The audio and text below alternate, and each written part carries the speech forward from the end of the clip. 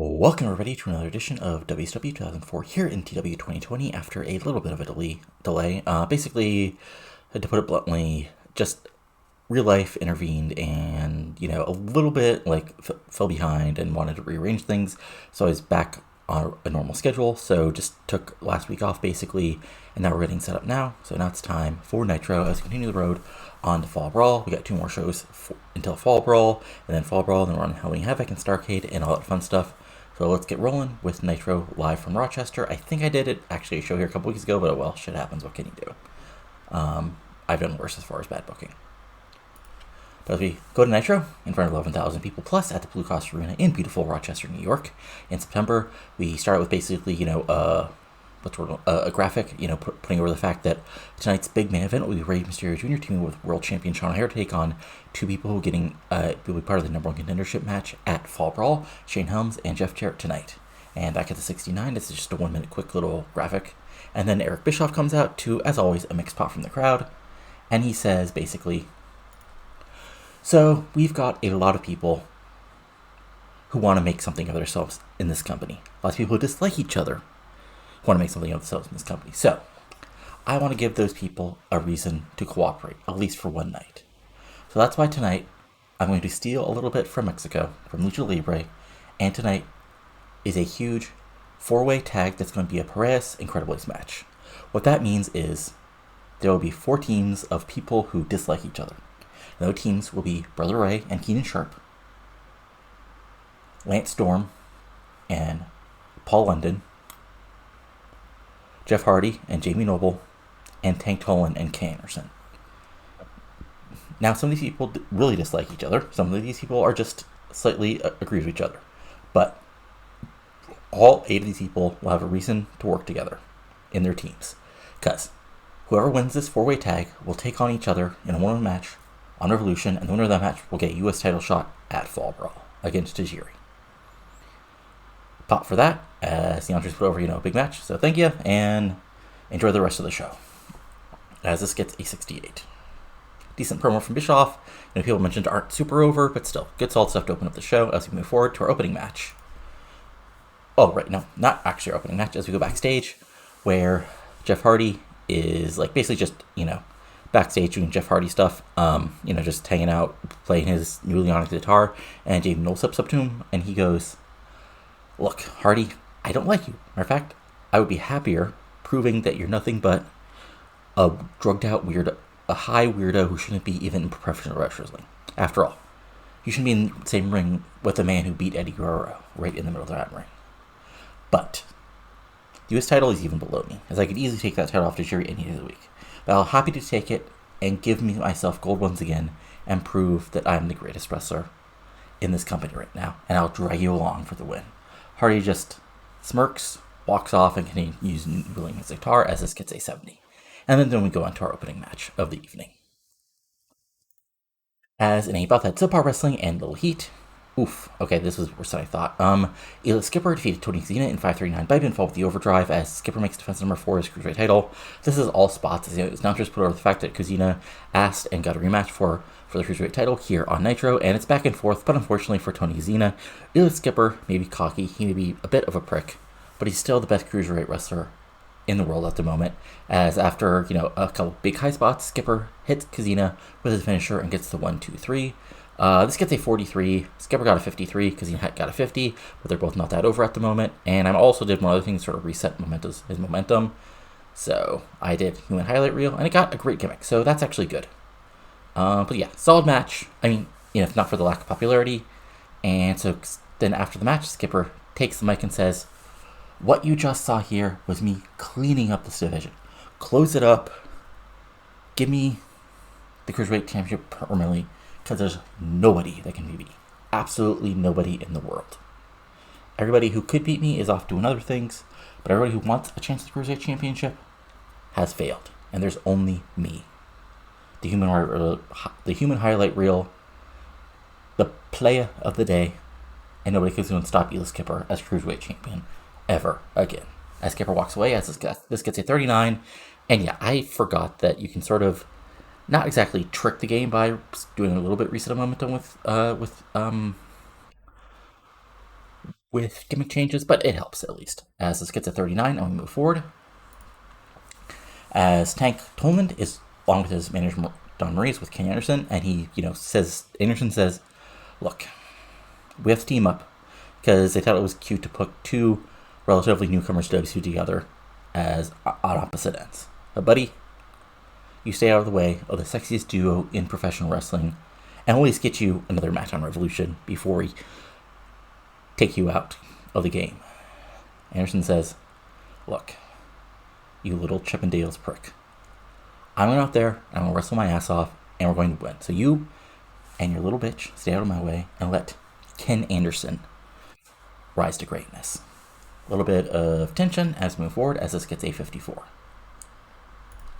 Then we go backstage, and Air Paris is just attacks AJ Styles, and they start brawling all over backstage, through like a catering table, over a catering table, against a wall, punching each other. Paris sends Styles into like some pipes, but Styles reverses it at the last second. Then Styles dives on Paris, and they're just fighting and brawling as the announcers put over, that Styles and Paris, two former teammates of one of the better tag teams of the past couple of years in WCW, will be fighting at Fall Brawl. I did actually set that match, okay, I just wanted to double check. Sometimes you forget. So this gets a 58. Solid stuff as sort of building up that, little feud. And then we have a fun match as, Chuck Palumbo is facing, is going to be facing out, got sort of screwed over by Shane Helms last week, on TV. And now he's going for a little bit of revenge against a member of the Helms legacy. As about that great heat and good wrestling, Chuck Palumbo defeats Cash in 920 by control with Full Throttle.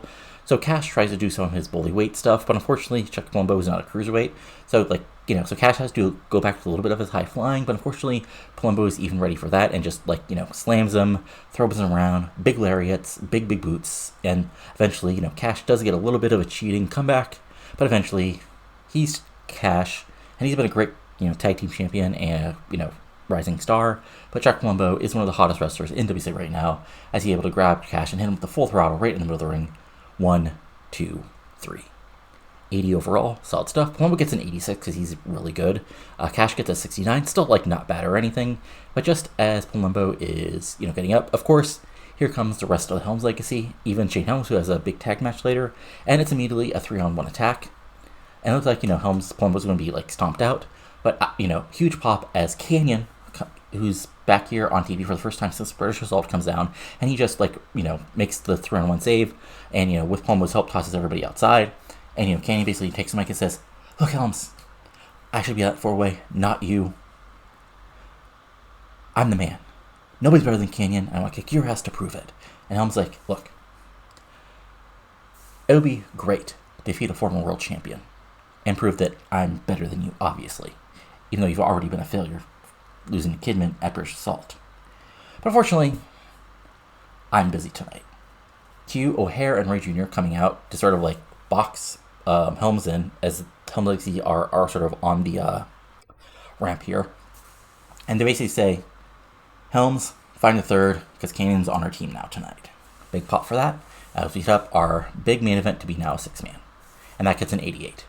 And does this have anything to do with the fact that Ray and Sean O'Hare have terrible chemistry? No, not at all. This was totally planned all along.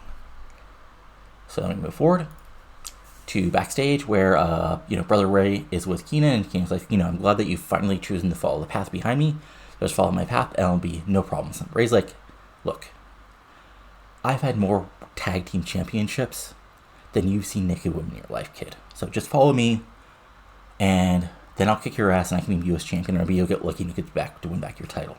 And Keenan says, look, I'll have nothing to do about, only skill and the path that I have looking right in front of me.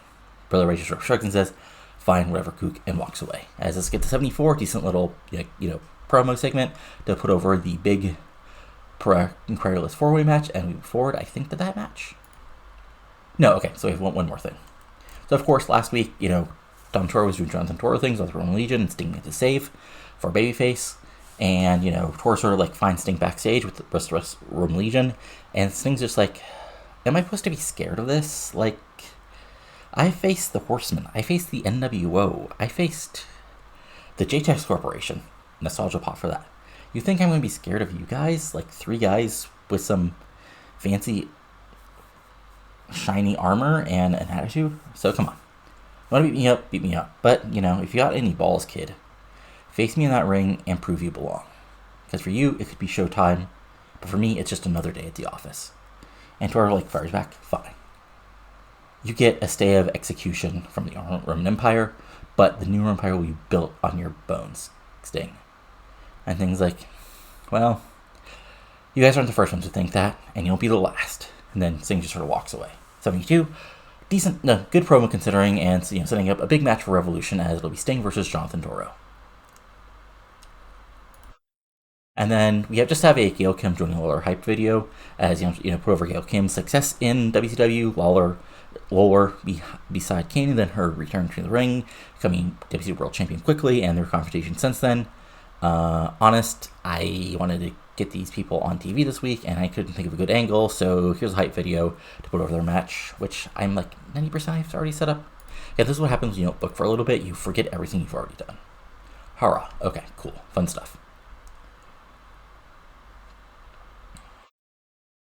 And then it's time for our 4-way tag match, Parejas Incredibles, and as in a decent match, Paul London and Lance Storm defeated Brother Ray and Keenan Sharp, Tank Tolan and Ken Anderson, and Jeff Hardy and Jamie Noble in 11:31 when Paul London pinned Keenan Sharp with London calling. So this gets 75 overall. We see, did any of these teams actually work well together? No. Which actually works well. I mean, it would be fun if it would, even though it would sort of sink the rating if these guys didn't work well together at all, but fun stuff. So you can sort of imagine basically London and Storm like each other, hate each other the least, so they actually do decent. There's even some double team moves. Tolan and Anderson are actually okay together. I'm not sure to put over, they used to team down in Wildside, but they fell apart eventually. And then, quickly, Hardy accidentally, Noble accidentally hits Hardy, and they, start fighting early. And then, Ray, tries to brawl with both of the younger wrestlers. And eventually things break down to what you expect for just an 8-man brawl. And this allows London, in the chaos, this allows Hardy to hit a huge dive on everybody, but also Sharp gets rolled back in, and London sort of gets up top quickly, hits the London calling shooting star press. 1, 2, 3, huge victory for London and Storm as they get the big win over the other teams who tend to hate each other more. As I said, overall this gets a 75. Keenan Sharp gets a 66. Brother Ray gets a 74. Lance Storm, who is really good, and it's honestly probably being underpushed by me because Lance Storm gets an 84. Paul London gets a 70. Anderson gets a 44. Tolan gets a 47. Jamie Noble gets an 80. And speaking of people I'm probably underpushing, Jeff Hardy gets a fucking 91. And post-match, London and Storm have a face-off as the answers put over. They'll face each other on Revolution with a chance at the U.S. title on the line, and that gets a 69. Nice. That's time, I believe, for our other big match of the evening. No, okay, first, Bischoff is, I guess, in the women's locker room. Of course, all the women are dressed and everything, because, we're not going to do something as cheesy as that. We can do some, segments for sexy people, not that. So, Bischoff, look, I understand hatred for each other, I understand brawling for each other, but all of you women are about to ruin the whole damn division. So, we need to settle this. And in professional wrestling, especially in WCW, there's only one way to truly end things: when a battle is at an impasse and a true victory needs to be declared. And one of the women started up, just tell us, Eric. And Eric's like, fine. You see, Fall Brawl has a history of a certain match. Probably some of the audience parts to pop. A very intense physical match. And that's why I think at Fall Brawl, it will be a big deal, a controversial deal, but a big deal for the first Women's War Games match in WCW history. Pop for that. And then, I think, let's just say, yeah, Lizzie Juma says, Eric, I'm happy to show these bimbos where they belong here in WCW, but they've got 4, we've got 3. How's that going to be evened out? And Eric's like, look, War Games is 5 versus 5. They have to find a partner. You guys have to find 2 partners. Good luck. And then Bischoff walks away. Oh, and then he comes back and says, oh, and if any of you ruin a guy's another match again or cause chaos, I'll cancel the whole damn thing and suspend you all early, okay? This match has to go on. And then there we go. So a huge match, which I'm not going to pre-book yet because I need to pre-book some people on screen that'll be set up in angles. But yeah, there we go. So at the moment, as far as the fans know, it is Trisha Sky, Jordan Cole, Celine Cartier, and Natty Neidhart versus and a partner to be named versus Lizzie Dumas, Angel Fox, and Lexi James, and 2 partners to be named in the first ever Women's War Games match. As let's get to 68. As a bit of little backstage tomfoolery here, basically as I was booking, like, the setup for, as I was like forward booking on my booking sheet, like I realized I didn't have a big War Games match for fall, for Fall Brawl. I was like, at first I thought just not doing it at all, but I'm like, okay, actually at this point we've had a women's division for about 2 years. It's decent, we have some stars here now, and this sort of like pushed the distinction between us and in-game WWE even more to have an actual War Games match. So there you go, 68, decent stuff. Bischoff's not terrible, and these guys are getting, somewhat over. And now we have our big match, which unfortunately okay, well, at least we're doing it after this. So, Eddy Guerrero versus Alex Wright. Of course, Eddy has been having some tension with Wright for the last couple weeks since he's come back. Wright, fired back, Eddy questioned whether Chavo was on his side or Alex's side. Chavo tried to make sure that there is no sides here. Everybody is on the same side, but Eddy is Eddy. And so this match was set up, last week, and now it happens. And at the beginning, it is a back and forth clean match. Just battles, suplexes, slams, lariats, but eventually things get a little more aggressive. Guerrero fires back with some brawling. Wright fires back with forearms and kicks. Things go to the outside, guardrails, no chairs involved at first. And it looks like Guerrero is going to get the win with a big brainbuster, but Wright barely rolls out of the way of a big frog splash. And Wright actually locks on the STUF, and it looks like he's going to huge tap out, but he gets to the ropes. And then as Wright is getting up, Guerrero actually rolls him up and holds the tights and almost gets the pin there. But Wright rolls through, picks him up, actually hits a brainbuster of his own, and then rolls through Eddy into sort of a La Magistral Cradle. 1, 2, 3. Huge victory for Alex Wright over Eddy Guerrero right here on Nitro. As this gets to 78, Alex Wright gets to 76, Eddy gets a 90, and I think, let's see here, yeah, face heel combination, yeah, okay, nothing too bad outside of that. And of course, what happens afterward is Eddy is shocked. Like, first, he's just sort of like laying there in shock that he got beat a couple weeks when he's supposed to get a world title shot. And like, as he sort of like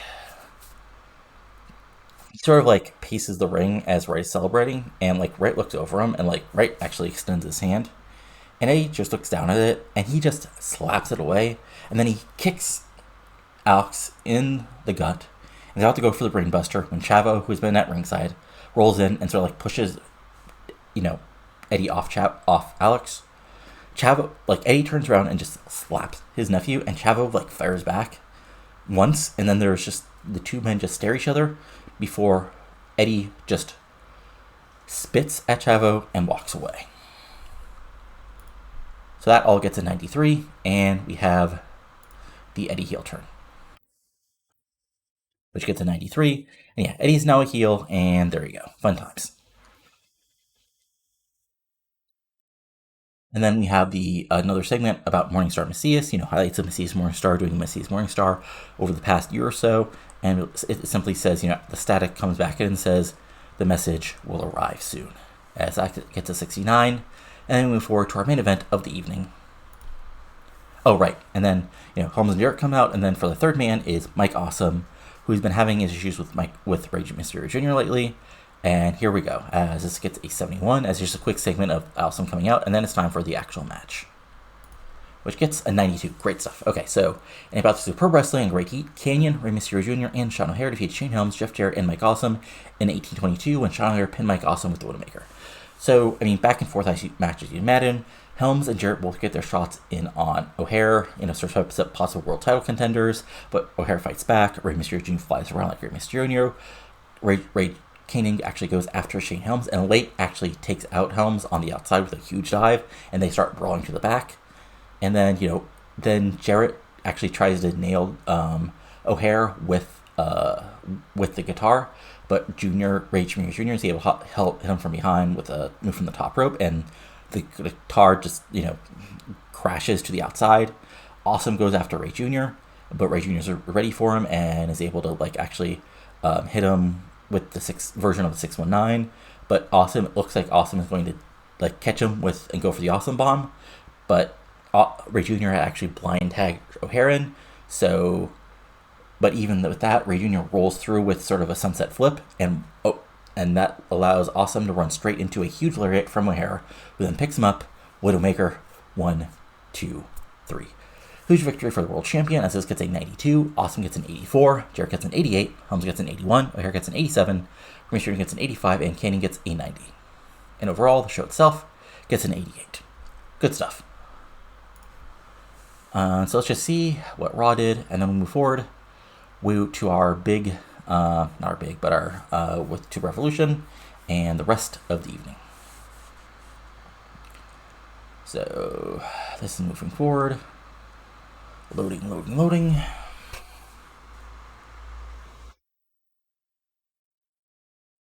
Oh, that's unfortunate. Okay, well, I see.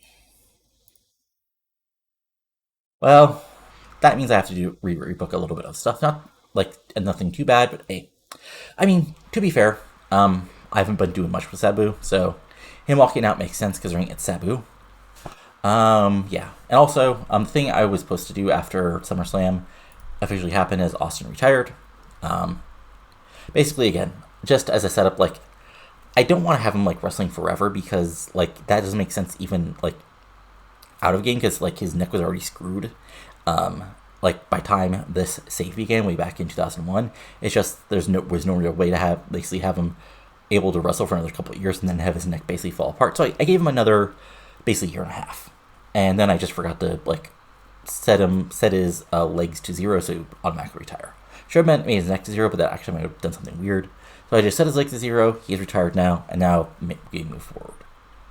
Anyway, Raw. So interesting. Okay, so they had let's see here. Taker and Michaels, Cherry Slice defeating Elizabeth Love, Christian defeating Matt Classic and Random 81. The Gals of Bruja, who are the new heel gimmick, is thanks to Vampire and Leviathan attacking Taker, beat Steven Richards and Perry Saturn in an 81. Hopefully that'll mean Leviathan will actually get a push. Hopefully for Batista.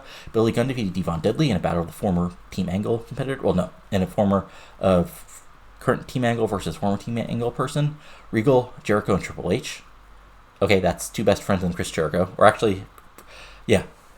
Real and Regal's friends who don't actually like each other versus Kane and Bump and Ground and in 96. Okay, but, whatever. I mean, I can just have this as a segment that Austin basically stunned Angle, Orton, and Benoit, and it got 99, because of course it would. And then in the main event, Edge and Brock Lesnar defeated The Undertaker and Shawn Michaels. It says in the tables match, but we'll just say it was a match, in a 99. Fun stuff. But I'll be back in just a moment with Revolution. And now it's time for Revolution, live from the Verizon Wireless Arena in Manchester, New York. Again, this is something I feel like I did just a couple shows ago, but well, crap happens. I figured out I did Rochester basically 2 shows in a row, but not the end of the world, I probably care more than anybody actually watching this, but let's move forward to the actual show. So we start off, of course, with the graphic, showing a big match of Sting taking on Jonathan Toro tonight. After what's been happening the past couple weeks between these two, and then we move forward as this gets to 67, as caning music hits to a big pop from the crowd. And he says, look, every time I get in this ring, it's to do one thing, to prove I'm the best in the damn world, to prove that nobody's better than Kanyon. And at Nitro, I failed. I got involved in the Home Legacy or attacking Palumbo because I've been in war with that man, and he earned my respect. And Helms, you've never earned any respect from me. Even when you were a little pup, trying to team with the Horsemen, and don't try to say you weren't. You're always an annoying jerk. So, get out here and give me a match tonight so I can prove that nobody's better than Kanyon. I'm still one of the best in the world, and I deserve to be in that number one contendership match. Comes out, backed by Cash Marino, and he's like, look, now, Kanyon, I want to shut you up, because the reality is, yes, you're a former world champion, and you're a great wrestler, but you're not one of the best anymore. I'm one of the best. I'm the greatest United States champion of all time. And in a couple weeks, I'm going to be the new number one contender. And whoever I face, whether it's O'Hare or Guerrero, I'll prove either by defeating one of the greatest of all time or an overhyped musclehead that I deserve to be the world champion. And you are not going to get in my way. So, fine. If you want a match tonight, I'll kick your ass, and I'll even put up my shot in the contendership match. But after the end of Revolution, the only thing that's going to be proven is that my legacy will live on, and you're already on the downswing. We'll just have to see about that, Helms. But you better be ready for a cannon cutter out of nowhere. 96, really good promo as we build up to a big main event of Shane Helms versus King tonight. And then we have a Sting backstage promo, or as I put it, a backstage promo, and he says, well, kids. Another week, another month, another youngster, another newcomer trying to make his shot, make his name by taking on the franchise. Toro, you might be something in this business someday. But right now, I'm maybe a little older, I may be even a little slower, but every day I'm in this business, I get a little smarter. That means some of my old tricks might not work anymore, but what it really means, brother, is I got some new tricks. And you're going to find out what Showtime really entails, Toro, tonight. So bring on your buddies, bring on anybody you want, because I fought worse and I've beaten more. So who's afraid of the big black bat? Well, Toro, you better be. And he walks away. As it's 73, decent promo from Sting. Then we have our opening match as a sort of preview of the War Games match in a decent match. Celine Cartier defeats Lexi James in a battle of former women's champions. Back and forth match, but Cartier basically is able to lift Lexi James up kind of out of nowhere into the air raid crash and hit the 1, 2, 3 for the big victory over Lexi James as this gets a 66. Celine Cartier gets a 61, Lexi James gets a 59, and as Celine Cartier is getting up to celebrate, out of nowhere, European Disunion attack and just begin beating her down as Lexi James joins in, and then all three of them walk away as Lexi James pulls up both women's hands as the announcers put her back. It seems that the trio of women have found a fourth and fifth woman to join their team for War Games, as this gets a 59, a decent little, angle to build things up. And then backstage, Coleman and Anderson are still arguing, Anderson saying, if you'd have just gotten in the way and not getting your woman involved, we'd be fighting for the U.S. title, but you blew it. Telling players back, you should have stayed out of my way because I'm the hottest young wrestler in professional wrestling right now, the hottest manager, and you should have known your damn place. And they begin pushing, went out and over. Ray LePen goes in and just drills Anderson, throws him into sort of over the catering table, begins attacking him as Toland sort of laughs cockily, and Don Marie is on his arm as they walk away together. As this gets a 47. It seems Tank Toland has gotten Ray LePen to help him out and going after Ken Anderson. And then we have a video with Gail Kim in training, basically doing, shadow boxing, knee strikes in the ring with random nameless women, hitting each defeat, and just putting over the fact it's going to be Gail Kim versus Tony Lawler one more time at Fall Brawl, but this time Gail Kim is right. This gets a 52, decent little stuff as we move forward. And then in basically a quick squash with a move I still need to rename. And it's about the subpar wrestling little heat. Prince Osei defeated up from our Untitled Shannon Ballard in 406 by pinfall butterfly suplex. Again, simple squash. Osei just gets a little compressive as he gets a 48. Osei gets a 51. Shannon Ballard gets a 47. And then Osei takes the mic and says, I've been told this is where America started, where all your ancestors came and built up the great colonies that fought the British Isles. But all I see today are shuttered factories, grimy streets, homeless people, despair, and destruction. There are no grand palaces, no people kneeling to the princes they support, like in my homeland. So, unfortunately, I have to declare, New Hampshire, you're just more proof that why you need a prince in your life. Boo.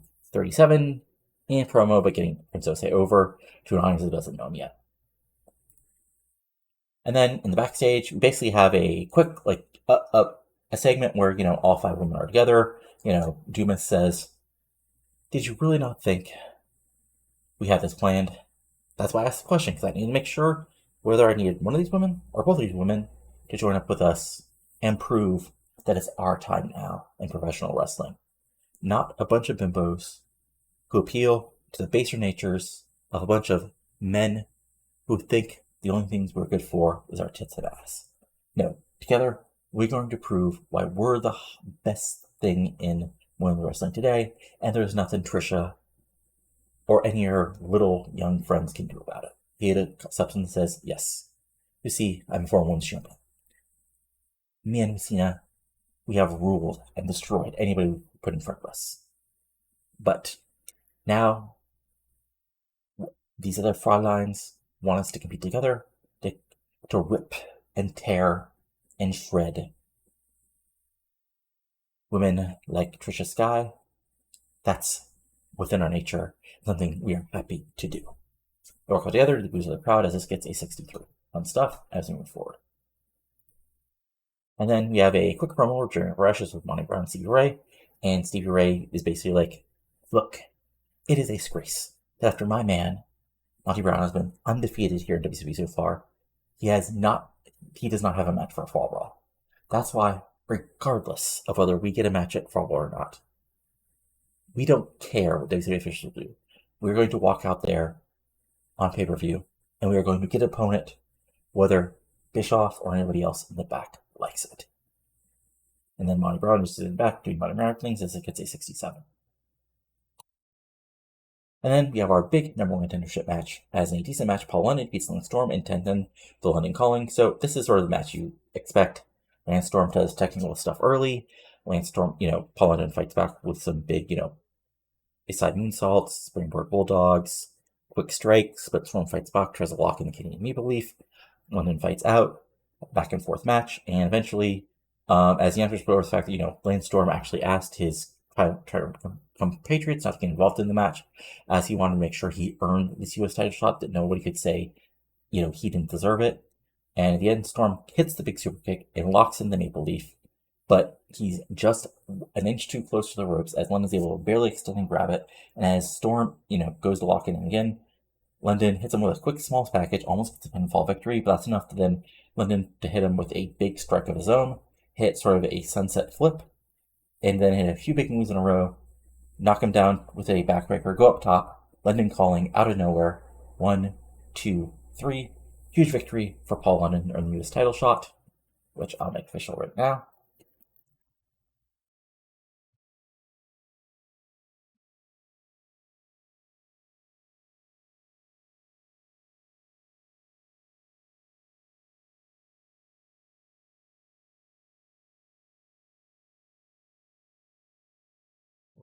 Title. Say U.S. title, there we go.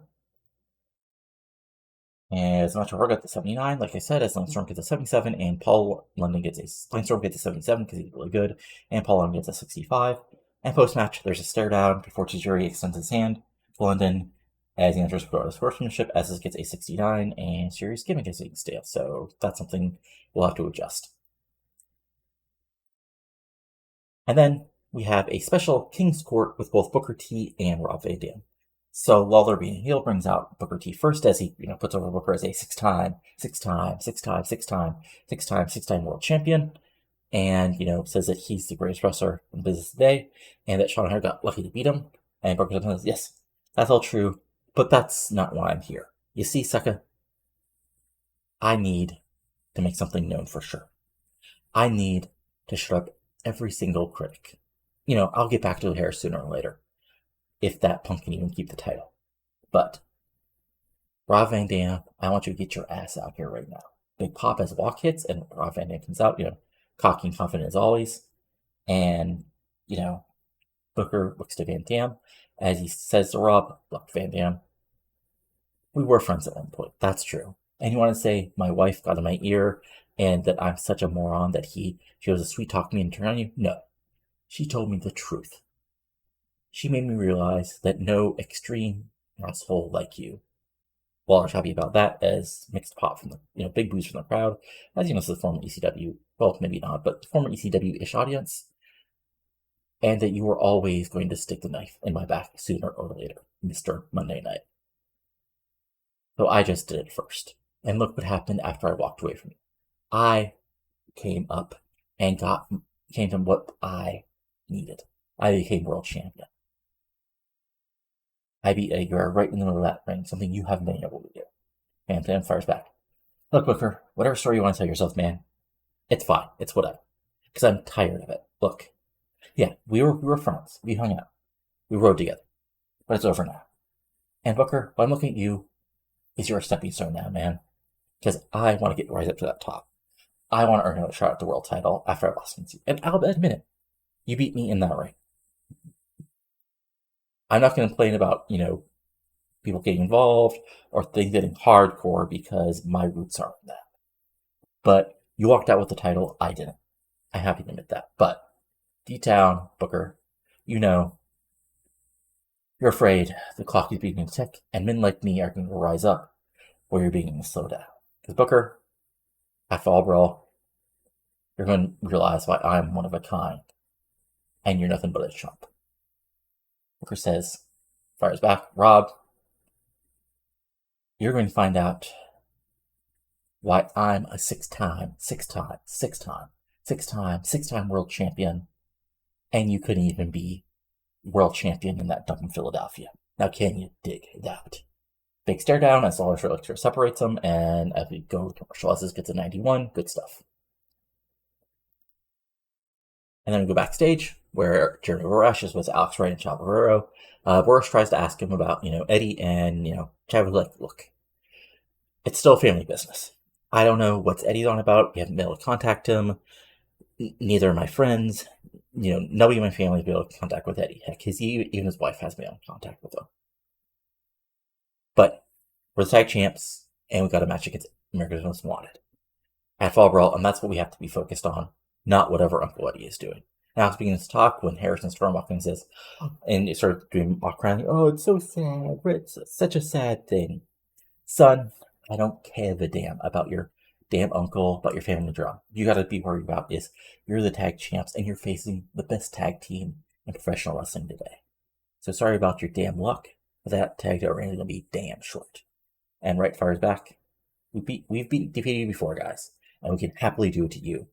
And we're going to prove that. And they're started out as, the announcers put over. It'll be a big tag team battle here at Fall Brawl, which this gets a 76. And these guys are actually getting solidly over and are getting pretty decent on the mic. And then we have our big match, which gets a certainly good 78. Wow. I'm going to have to check the dirt sheet for this, because I'm actually shocked for this. As well had good heat and decent wrestling, Jonathan Toro defeats Sting in 10:54 by pinfall. So basically, first we had Swinger distracting Sting early on, which allowed Toro to get back the heat pop after Sting came in a House of Fire. But again, Sting did Sting things and fired back, eventually reversing a suplex, hitting some big brawling. But then you have a ref bump, Romeo coming in, hitting a big sort of like dive type move on Romeo. That allows Toro to hit a big, big flapjack power slam. Gets a near fall off of that. The crowd popped as Sting powers out. Sting actually hits the big Singer Splash, hits another one, but then he goes for a third one. Toro gets out of the way. Big side suplex. Sting stumbles up. That sort of roaring elbow I've been putting over Toro. Boom. Right in the middle of the ring. Toro holds the tights, but he gets the pinfall.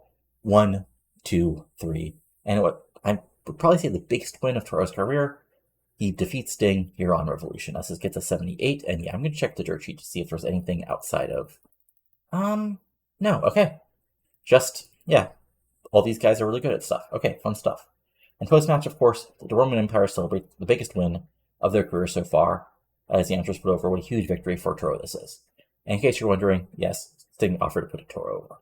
As this gets a 73. And then we go backstage, where Noble enters Bischoff's office, and he's like, Eric, you saw what Jeff Hardy did at Rit Nitro, ruining my chance to become US champion. So, I'm thinking it's only fair that if you just insert me into that US title match, obviously, Obviously, I'm a man to beat Eddy Guerrero, who fought Goldberg, who would have beat him if, there had been some biased officiating. So obviously, and I ran away. You don't see Goldberg around anymore. So of course, a great technical wrestler like me, it's only fair that I get another shot at this title. And I was like, I could do that. Or what I could do is first, on Nitro, Jeff is winning a shot against your bodyguard in a match, where if you get involved at all, he's fired and you're suspended. And then, at Fall Brawl, Jeff Hardy is going to get another match against you, Noble. So have fun with that. Of course, Noble freaks out, but not just crowd pops, as it's going to be Jeff Hardy versus Jamie Noble at Fall Brawl.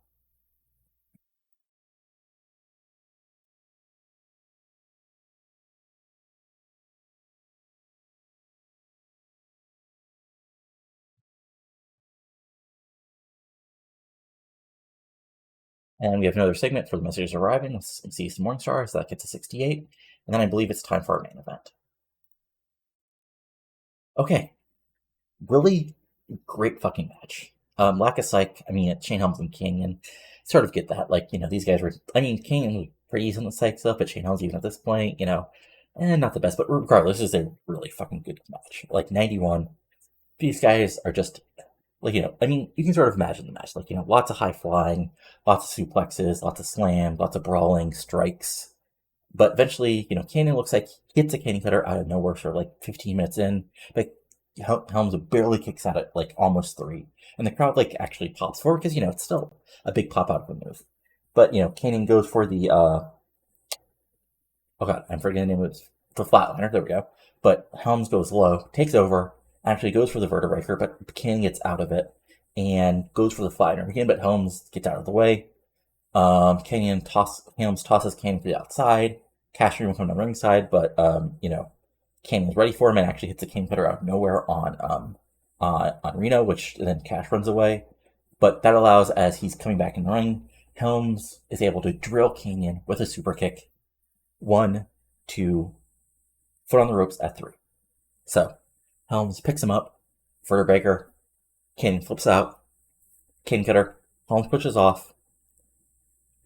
But, Canyon's able to hit him with a big kick and then goes for the flatliner. Helms fights out, big elbows. So, Helms pushes him into the corner. Canyon reverses it.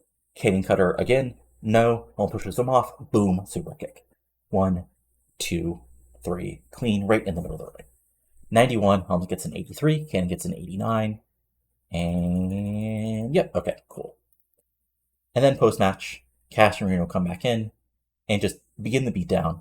And then Helms picks up Canyon right in the middle of the ring, and boom, vertebreaker of doom on Canyon, laying him out. As this gets an 85, and a big match on a big show. Overall, 90, good stuff. And let's see here. There's another region. He's has some good star quality, but that's about it. He's not terrible in the ring, but, we'll see what he does. I think he's also in Big Japan, maybe?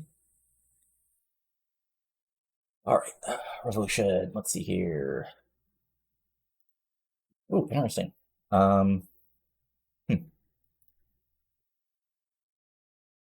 So, okay.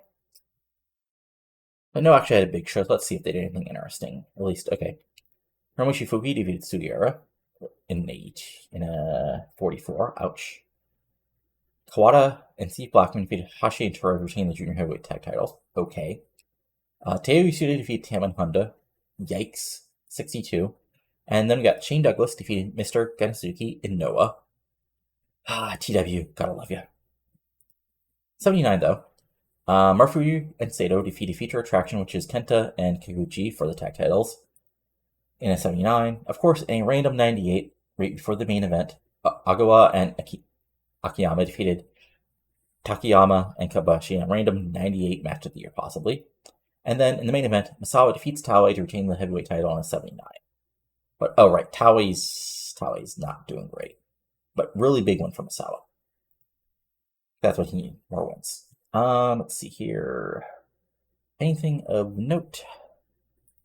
No. Okay, well, let's see. Was there any interesting stuff on the women's match? Yeah, I might see things because there's so many people. Well, no, okay. So this is just a big women's show because there's nobody under contract. Okay, that makes more sense. Anyway, sorry. That was interesting, but what was I going to look right? Okay, so first WWE. They had SmackDown. SmackDown had Shaniqua defeating Jimmy Keys.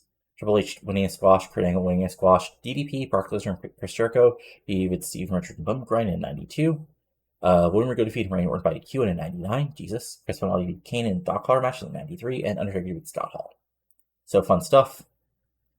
They actually did some. Ooh, wait, no, was that me? That was okay. That was me, not the game. Okay, I forgot about that. Oh, they did hire Bruce Pritchard. Sure. Okay, so then for my developmental, there was the anniversary show, right? That happened after you guys were seen. Yes, okay. That's the TV show, right? No, okay. Sorry, I always forget what's going on. Okay, so yeah, first there was the TV show, right? Or was there the weekly show? No, I would have shown you guys the weekly show. So the next up is you also, right, okay, here's a TV. Okay, so we had TV, which included Lazarus and Vanguard defeated Rick Michaels and Trevor Rhodes and Stone Mountain in a six-man. Demon Ray defeated Ryan Drago. TNT defeated Keith Walker and Shannon Balor. So nothing too interesting. We had the anniversary show, and this has some interesting things. First, 12,000 attendance. Wildside is over, brother. It's the new NXT. So first we had John Phoenix defeated Bobby Lashley in a 47. But, Lashley's already up to a 23, which isn't bad considering he's less than a year in. Chance Prophet defeated Claudio in a 52. About even. Tony Jones defeated Rick Michaels. Travis Tomko and Trevor Rhodes and Stone Mountain defeated Keith Walker in the Vanguard. So that's interesting. Jimmy Ray defeated Shane Balor and Kay Graves in a 65 rather. TNT defeated Rambola and Mark Militek by DQ. Shane Balor being Rothschild. And then this is sort of the fun match. Akabono. Yes, Akabono defeated Jason Cross, Cassie Riley, and Killswitch in a 63 for the NWA National Heavyweight title. Wackiness. And then for our weekly house show, let's see here. What else? Anything? Claudio and Lashley teamed up to beat Dagon Briggs and Kenzo. Darkside Hero showed up to defeat Adam Ortiz and John Bell to retain the World Junior Heavyweight title. Let's see here. TNT defeated Shane Bell and Chris Rambola to retain the Wildside tag titles. Lazarus defeated Jimmy Rave. Akabono defeated Cassie Riley to retain the world title. Okay, I forgot he's also the world champion. NWA booking. And Adam Jacobs defeated Jason Cross in a 74. So then if we look at our... So then we had, last week we had Ladies Night, which... No, I showed you guys that, sorry. So the weekly show from the warehouse, in front of 1,200 people, we had Madison Square defeating ODB in a 35. We had Lacey defeating Mischief in a 48. We had Tracy Brooks, Kim Nielsen, and Mila Hasaki defeated Allison Danger, and Cindy Rogers and Miss Molly in a 52. With the social scene defeated Ariel Ronnie Jonah and Vanessa Harding and Body Max in a 52. And with Cheerleader Melissa defeated Beth Phoenix retained the women's title in a 51.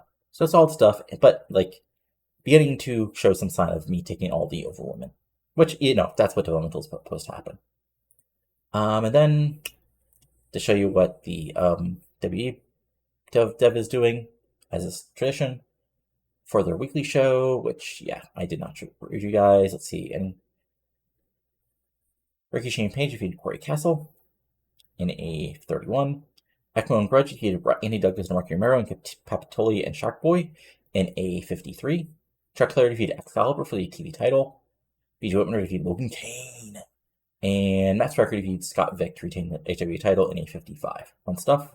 And then for their monthly big show, we had Joel Crunge and Corey Castle defeat Jorge Estrada and Dustin Lee in a 41. We had Club Deluxe defeated Shelly and Bradford and Ivan and Jacobs in a 42.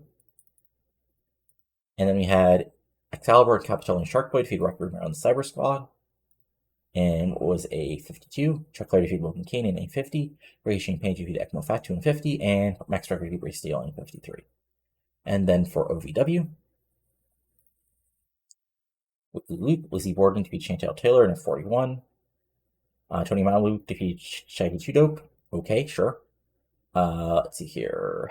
Homicide and Spanky defeated the A Squad, who is Chet and Dean Jablonski, and Justin defeated Mitch Page. Again, me bringing people up for the Fed has resulted in some, less than great matches. Dane defeated Charlie Haas in 51, though. Maven defeated Steve Bradley in 57. And yeah, nothing really much of note, as they're sort of, resetting their stuff just like we sort of are. And I think that was it. Yeah. Yep. Okay, cool. So, that's it for now. Again, sorry about the delay for the last little bit, but shit happens, real life, all that fun stuff. Hopefully you enjoyed the show. If you have, go and give a like, comment below what you're liking and not liking, and of course subscribe to the channel for this content and hopefully more TW content. Pretty soon I'll have a lot more time, so probably some more stuff going on. But that's it for now, so talk later, and adios. Have a good one.